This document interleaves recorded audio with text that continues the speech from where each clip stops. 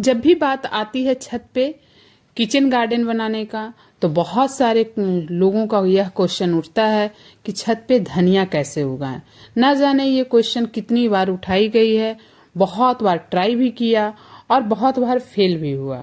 लेकिन आज के इस वीडियो में मैं बात करूंगी कि धनिया को प्रॉपर अच्छे तरह से आपको कैसे लगाना है, किन किन बातों का ध्यान रखना है ताकि आपको छत पे प्रॉपर अच्छी धनिया का साइज और अच्छी हार्वेस्टिंग मिल सके। नमस्कार दोस्तों, मेरे यूट्यूब चैनल में आपका स्वागत है। आज के इस वीडियो में मैं बात करूंगी कि अपने टेरेस गार्डन में छत पे धनिया कैसे उगाना है, किन किन बातों का ध्यान रखना है और कैसे आपको इसकी जर्मिनेशन से लेकर कटाई तक की मैं सारी बातें बताऊंगी। तो वीडियो के लास्ट तक जरूर बने रहें और अगर अभी तक आपने मेरे चैनल को सब्सक्राइब नहीं किया है तो जरूर कर लें ताकि गार्डनिंग से रिलेटेड जब भी मैं कोई नया वीडियो लाऊं तो उसका अपडेट आप तक सबसे पहले पहुंच सके।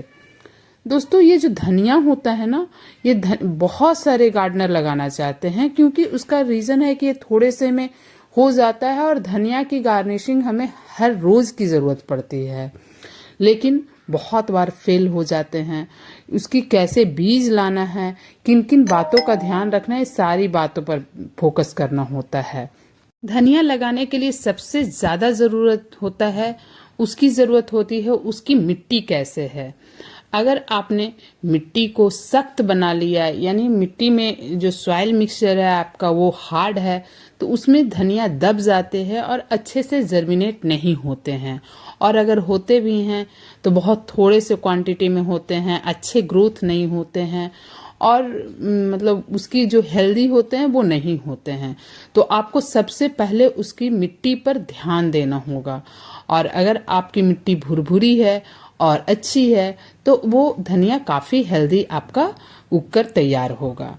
तो इस वीडियो में मैं आपको बताऊंगी कि मिट्टी कैसे बनाना है और कम मिट्टी में, अगर आप फ्लैट में रहते हो या आपके यहाँ मिट्टी का प्रॉब्लम है तो आपको कम मिट्टी में भी कैसे अच्छी हेल्दी धनिया मेरी तरह उगाना है, ये सब बातें मैं बता रही हूँ। तो सबसे पहले आपको कोई भी कंटेनर ले लेना है। धनिया उगाने के लिए बहुत गहरी कंटेनर की जरूरत नहीं पड़ती है। आप 6 से 8 इंच का जो कंटेनर है वो रखते हैं तो परफेक्ट धनिया उगेगी। लेकिन मेरे पास थोड़ी गहरी है, अभी ये मेरे पास खाली था तो मैं इसी में ही लगाऊंगी। तो इसके लिए मेरे पास मिट्टी भी जो थोड़ी कम पड़ गई थी तो उसके लिए मैंने किचन वेस्ट रखा है। मेरे जो किचन गार्डन से जो भी किचन वेस्ट निकलते हैं या किचन में जो भी ग्रीन मटेरियल निकलते हैं उसे मैं नीचे यूज कर लेती हूँ ताकि जब भी ऊपर मेरे पौधे लगते हैं तो नीचे खुद ब खुद वो खाद बनती रहती है। तो एक्स्ट्रा खाद आपको देने का जरूरत नहीं होता है। ये बजट फ्रेंडली भी हो जाता है और बिना किसी खर्च के अच्छे पौधों में नरिशमेंट मिल जाती है और 100% ऑर्गेनिक होती है। तो आपको जब भी मैं पौधे लगाती हूँ तो कंटेनर में मैं हमेशा अपने किचन वेस्ट को डाल देती हूँ और उसके ऊपर गत्ते को भर लेना है, गत्ते को से ढक देना है। और वो गत्ते जब पौधे बड़े होंगे तब तक किचन वेस्ट के साथ वो गत्ते खुद ही वो मिट्टी बन जाएंगे और नरिशमेंट से भरपूर होंगे। तो इसी तरह से आपको सॉइल मिक्स तैयार करना है। अब इसके ऊपर आपको मिट्टी जरूर डालनी है। मिट्टी डालने के बाद आपको पानी डाल देना है। अगर आपने पहले पानी डाल दिया तो क्या है कि धनिया के सारे सीड आपके एक साइड हो जाएंगे और फिर एक जगह बहुत ज्यादा पौधे हो जाएंगे और एक जगह खाली हो जाएगा, तो धनिया का ग्रोथ जो है अच्छा से नहीं होगा। तो जब भी आप धनिया लगाओ तो पानी का जो है पानी आप पहले डाल दो। इस टेक्निक का यूज करके आप अपने किचन गार्डन में सालों साल धनिया प्राप्त कर सकते हैं। आपको हर मौसम में धनिया मिल जाएगी। अब एक प्रश्न यह भी उठता है कि धनिया के लिए सीड कैसे लाएं। तो जो आप घर वाली जो धनिया की सीड है उसे आप हमेशा अवॉइड कीजिए क्योंकि हमें पता नहीं होता है कि यह सीड कितनी पुरानी है और ये कितने सालों से रखी हुई है। जब हम मार्केट से धनिया का सीड लाते हैं तो वो हमारे किचन में होते हैं, बट अगर जब हम इसे ग्रो करते हैं तो पौधे इट में भी कि काफी पुरानी होने की वजह से अच्छे से ग्रो ना हो। तो आप किसी भी बीज भंडार से इसको लाइए। 5 या 10 रुपये के मैं इसे 5 रुपये के ही खरीद कर लाई हूँ और ये मेरे 2 कंटेनर के लिए सफिशिएंट है। तो मैंने इस सीड को क्या किया है कि 24 घंटे के लिए भिगोकर छोड़ दिया है। घर वाली धनिया अगर आप लगा सकते हैं तो उसे किसी चीज से क्रश कर लीजिए 2 टुकड़ों में और फिर आप 24 घंटे के लिए भिगोकर रख लीजिए। अगर आपके पास 1 साल से पुराना बीज नहीं है तो इसके लिए फिर मैंने इसे 24 घंटे के लिए जब मैं इसे फुला ली थी तो आप देख सकते हो ये फूल गया है और अब मैं इसे किसी छन्ने की मदद से छान लूंगी। जो भी पानी निकला है इसे मैं फेंकूंगी नहीं, इसे मैं फिर पौधों में वापस दे दूंगी क्योंकि इसमें बहुत सारे न्यूट्रिशन है और इस सीड को अब मुझे ग्रो करना है। तो आपने देखा कि जो मैंने पहले से ही मिट्टी तैयार रखी थी उसे मुझे कैसे लगाना है। बहुत ही सिंपल है। आपको इस मिट्टी को किसी भी आप लाइन बना लीजिए क्योंकि एक रो में धनिया उगा सकते हैं। इसके लिए आप चाकू का यूज कर सकते हैं, किसी टूल का यूज कर सकते हैं, पेचकस का यूज कर सकते हैं। तो इस तरह से आपको लाइन बाय लाइन ड्रॉ कर लेना है ताकि एक रो में सुंदर सा धनिया जर्मिनेट हो। आप देख सकते हो मैंने इसे एक फॉक की मदद से इस तरह से मैंने इसमें लाइन बना लिया है और लाइन बना लेने के बाद अब मैं इसमें कुछ धनिया को ग्रो कर दूंगी। आप चाहते हैं तो ऐसे भी स्प्रिंकल आप धनिया को कर सकते हैं, लेकिन अगर इस वे में कीजिएगा तो आपको जो पौधा है वो एक क्यू में होगा जिससे उसका ग्रोथ थोड़ा सा बेटर होता है। और देखिए इस तरह से लगा देने के बाद अब मुझे इसमें धनिया को स्प्रिंकल कर देना है। उससे पहले कोकोपीट डालना जरूरी होता है। अगर आपके पास कोकोपीट नहीं है कोई बात नहीं, आप ऐसे भी लगा सकते हैं, लेकिन कोकोपीट से थोड़ा सा सीड जल्दी जर्मिनेट होता है। तो इसमें मैंने कोकोपीट भर दिया था और अब इसको धनिया को हल्के हाथों से स्प्रिंकल कर देना है। ज़्यादा बीज को एक जगह नहीं देना है क्योंकि बहुत ज़्यादा पौधे एक ही जगह निकल जाएंगे। हल्के हल्के हाथों से हर जगह सीड को फैला देने हैं और फिर देख सकते हैं और पुनः वापस इसे मुझे उसी कोकोपीट से ही भर देना है। उसी कोकोपीट से अच्छे से मैंने कवर कर दिया है ताकि ज़्यादा गहरा भी कोकोपीट नहीं देना है, बस जो सीड है उसे ढकने तक ही देना है। और इस तरह से कोकोपीट से मैंने अच्छे से ढक दिया और हल्के हल्के हाथों से अब आपको दबा देने हैं। ज़्यादा तेज नहीं दबाना है ताकि जो सीड है वो दबे नहीं, बस हल्के हल्के हाथों से इसे कोकोपीट हवा से ना हिल जाए, इसीलिए बस ऐसे ऐसे इसे टैप कर लेने हैं। अब बात आती है पानी देने का। तो जो पानी मैंने रखा था उसे पानी को देना है, लेकिन अभी आपको तेज धार में पानी नहीं देना है। पानी देने से अभी आपको बचना है।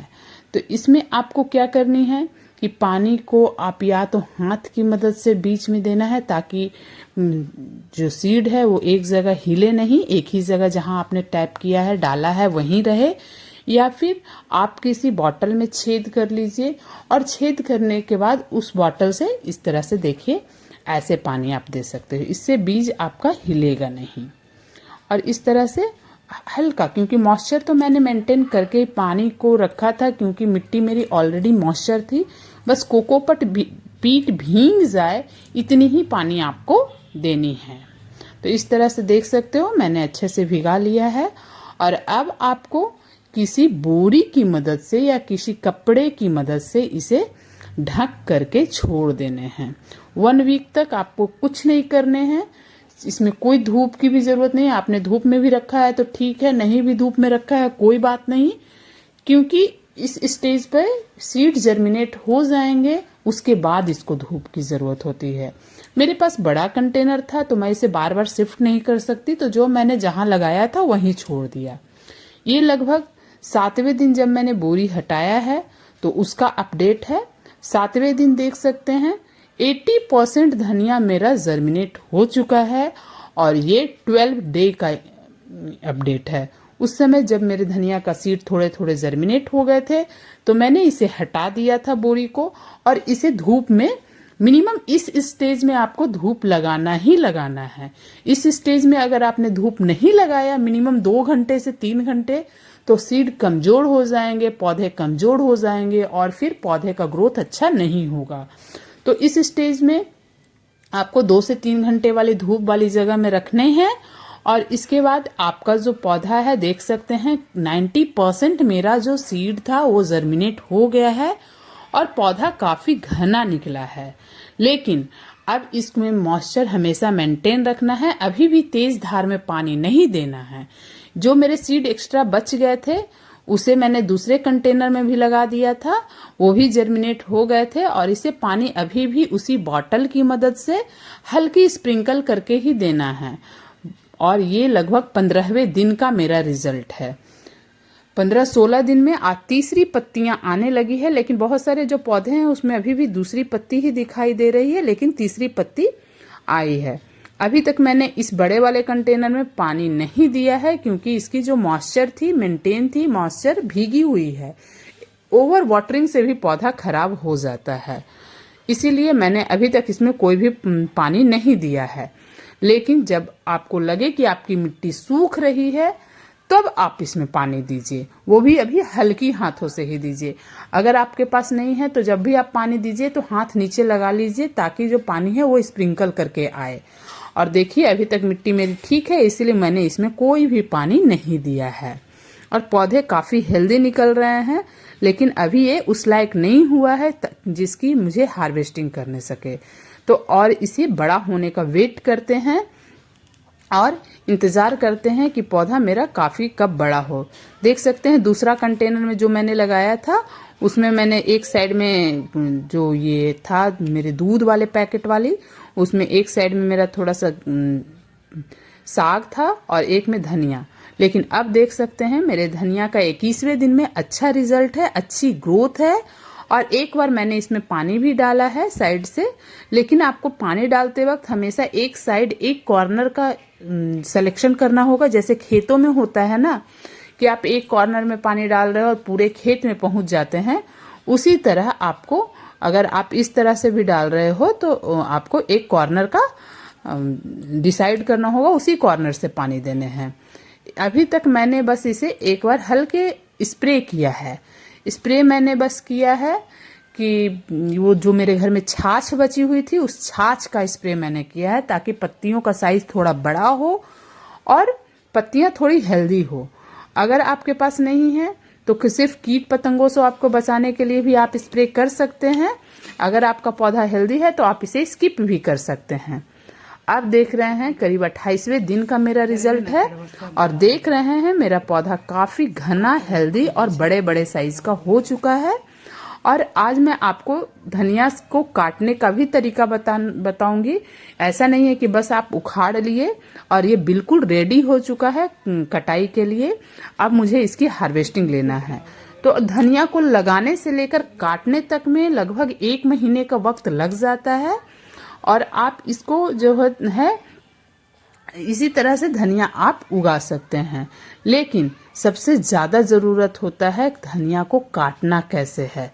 आप देखिए इस पौधे को बड़ी बड़ी हो गई है, बिल्कुल मार्केट की तरह है।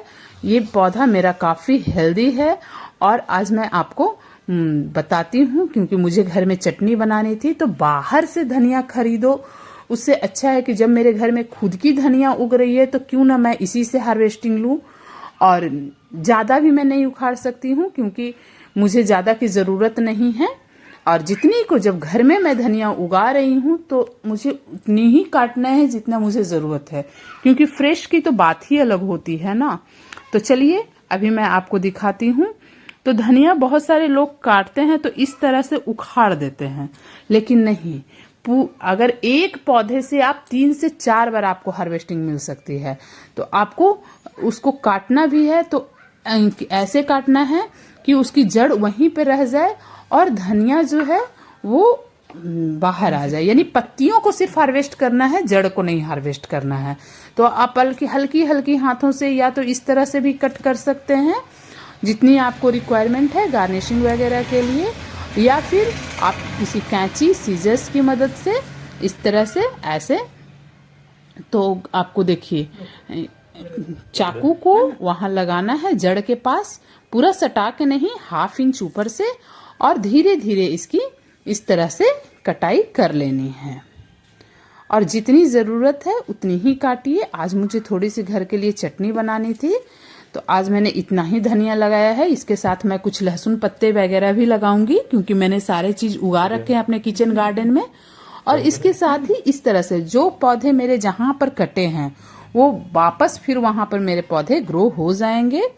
और इस तरह से आप 3 से 4 बार यानी पूरी सर्दी आपको एक ही पौधे से अच्छी हार्वेस्टिंग मिल जाएगी। तो इस तरह से आशा करती हूँ कि ये जो मेरे पौधे हैं और मेरी दी हुई जानकारी आपको यूजफुल लगी तो जरूर मेरे चैनल को सब्सक्राइब कीजिए और वीडियो को ज़्यादा से ज़्यादा शेयर कीजिए ताकि और लोगों तक ये जानकारी पहुंच सके।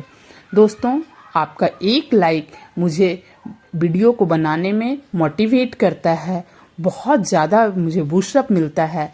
तो ज़रूर मेरे वीडियो को लाइक कीजिए। Keep gardening, stay connected. Thank you.